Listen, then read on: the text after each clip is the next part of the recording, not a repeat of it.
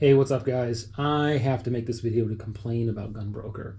I have bought many guns on Gunbroker, and I've sold a couple items on Gunbroker.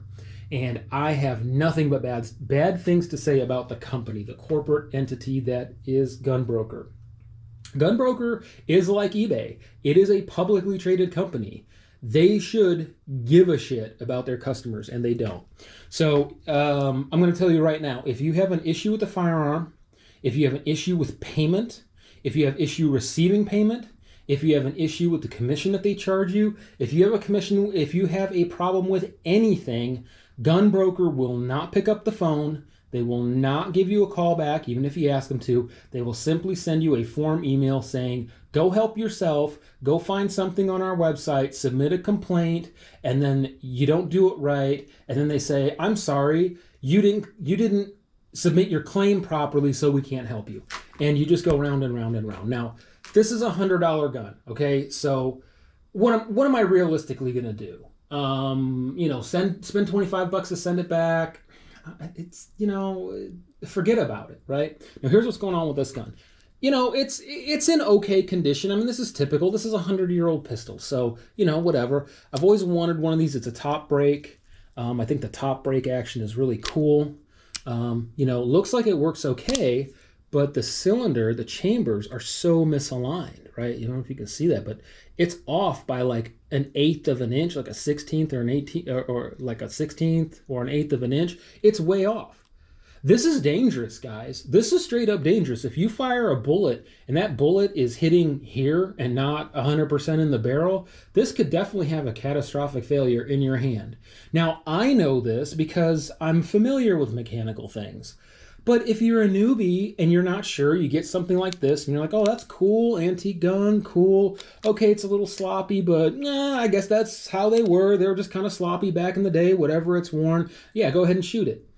And then you run the risk of losing a finger or losing an eye or getting God knows what, right? A catastrophic failure can happen with any of these antique firearms to begin with. And when they're obviously bad, it's almost guaranteed. And the seller did not advertise this as a gun that needed any work. They advertised it as a fully functioning, as it should, pistol. So extremely disappointed in the seller, and Gunbroker will not do anything. They won't. They simply won't. You can email them. You can try to call them. Good luck. Zero customer service, okay? Here's another one. Sold as a perfectly good working firearm. This is a Lee Enfield. This is actually an American-made by Savage. This was made during the war. It's part of the Lend-Lease program where Americans made British pattern rifles to send to England to support them in their war effort. Now, this is a pretty nice looking gun. It's a surplus gun. I get it. It's not perfect, but overall, I mean, it's pretty nice. Looks like it's all there. It's not, the stock is nice. It's not beat the hell up, missing some screws. Okay, that's already a bad sign. It's been molested, right? And now, okay, cool. Bolt opens. Well, I mean, it kind of goes in, but not really. And then you get here, and then now it's like, oh my God, you got to like put freaking 30 pounds of pressure on it to get it to go into battery and lock down. So another thing, if again an unexperienced person gets this, see now it's like stuck. Oh, they get it mostly into battery. They think it's cool. You fire it. Who knows what's going to happen, man? Maybe you just got gas coming out of here. Maybe you break something. Maybe this thing comes flying back at you. I don't know. Anything can happen, right? And it's dangerous. Again, advertised as a perfectly good functioning gun. I spent $200 on it, so it was very reasonable. Do I want to spend 50 bucks to send it back? No, I don't. That sucks. Quarter of the price just to, I don't get the shipping back. I don't get the return shipping back. So, I'm out like $100 on this at the end of the day. So, I'm going to try to take it to a gunsmith. I'm not a gunsmith. I want a pro to look at this. I don't want to start shaving off little bits of metal to make it fit. I don't want to do that. I don't want to go down that road. I like these. I really want this to function properly. This is something I'm going to keep forever. If I got to spend another $100 to make it work good, cool. Hopefully it only takes me $100, but same thing. advertises perfectly good working condition, I have realistically no recourse, or if I did, it's going to be expensive. In which case, I might as well just go buy another one, right? Go buy another one and then have this one as spare parts. So, 9 times out of 10, gun broker, you get a fair deal, you get good shipping, you get good service from the sellers. The sellers themselves are generally pretty good. But I gotta tell you, it is not an insignificant amount of guns that I got that are either in significantly worse condition than they appeared, or they've got some sort of functionality misalignment issue, whatever. So, also, I sold some stuff on Gunbroker. They double charged me the commission. You think I can get a hold of somebody to say, hey guys, you charged me $3 commission, and now you charge me another $3 commission a couple days later for no reason?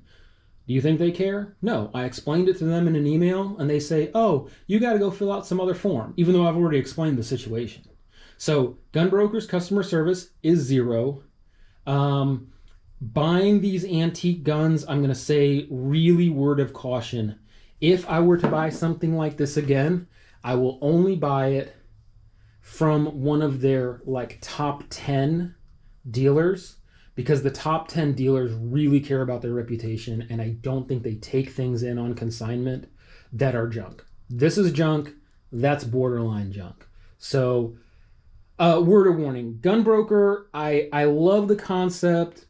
I love what they're about. I love that they do what they do pretty well, but you do run a not insignificant risk of getting absolute junk that there's no realistic way that you're going to get any recourse. So I hope this was helpful. I'm not trying to shit on them, but they have done me wrong. In the last 2 months, I've gotten 2 pretty unsatisfactory guns. I got a third rifle, expensive rifle. It works, but it's clunky. It's got a bunch of corrosion. What they did to it is I bought a Browning BAR. Those are pretty expensive.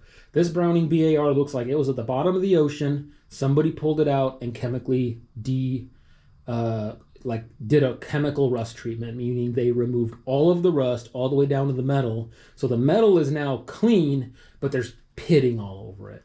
So that gun, that $1,500 gun, has a realistic value of $300 on a good day. And I paid way more than $300 for it. So I'm screwed on that. It just wasn't advertised as, hey, this thing's got some serious pitting. Cosmetically, it's really bad. This is a beater rifle, so bid accordingly. You know what I mean? So anyway, I'm just, venting about it. But just know this. Gunbroker as a company does not give a crap about you after the transaction.